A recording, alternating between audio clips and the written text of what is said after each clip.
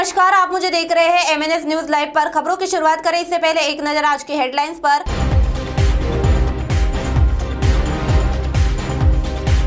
Lockdown के विरोध में व्यापारियों का आक्रोश, कार्यस्थलों पर 11 से लगेंगी वैक्सीन। केंद्रीय मंत्री अर्जुन मुंडा पॉजिटिव। आइए देखते हैं खबरें अब विस्तार से।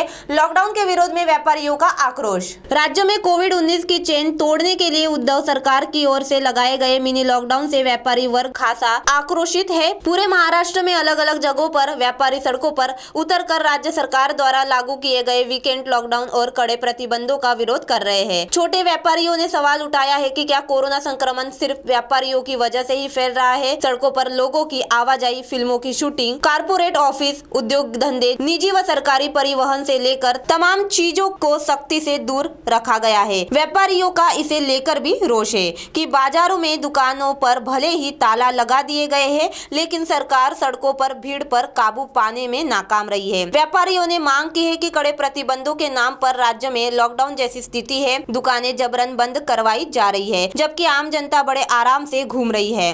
प्रशासन की इस दोहरी नीति से व्यापारियों के समक्ष अब रोजी रोटी का गहरा संकट खड़ा हो गया है। छोटे व्यापारियों की हालत सबसे ज्यादा खराब है। बीते वर्ष लॉकडाउन की श्रृंखला की वजह से पहले वे परेशानी से जूझ रहे थे। नए वर्ष में व्यापार में सुधार की कुछ उम्मीद बंदी थी, लेकिन राज्य सरकार की पुनः लॉकडाउन लगाने की घोषणा के बाद रही सही कसर भी पूरी हो गई है। लाखों करोड़ों का नुकसान उठाकर व्यापार करना अब बस की बात नहीं रह गई है, क्योंकि ई कॉमर्स कंपनियों की पेट की वजह से छोटे व्यापारी मंदी की हालत से गुजर रहे हैं। लॉकडाउन ने उनके व्यापार को झटका दिया है। तो वहीं दूसरी ओर कार्यस्थलों पर 11 से लगेंगी वैक्सीन। केंद्र सरकार ने राज्य और केंद्र शासित प्रदेशों को आदेश दिया है कि 11 अप्रैल से ऐसी कंपनियां जहां कम से कम 100 कर्मचारी काम करते हैं, वहां कार्यस्थल पर जाकर वैक्सीन लगाई जाए। केंद्रीय स्वास्थ्य सचिव राजेश भूषण ने बुधवार को राज्य सरकारों को जारी आदेश में कहा कि सरकारी और निजी दोनों तरह के संस्थानों में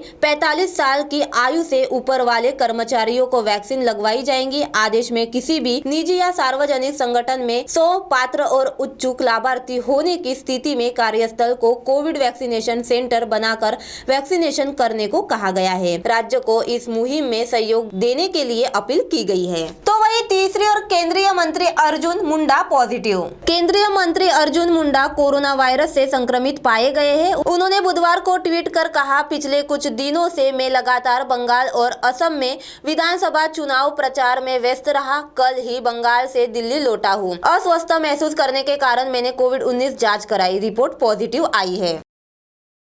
अब आप हमारे चैनल को ऐप पर भी देख सकते हैं। प्ले स्टोर में जाकर MNS हिंदी लिखें और ऐप डाउनलोड करें।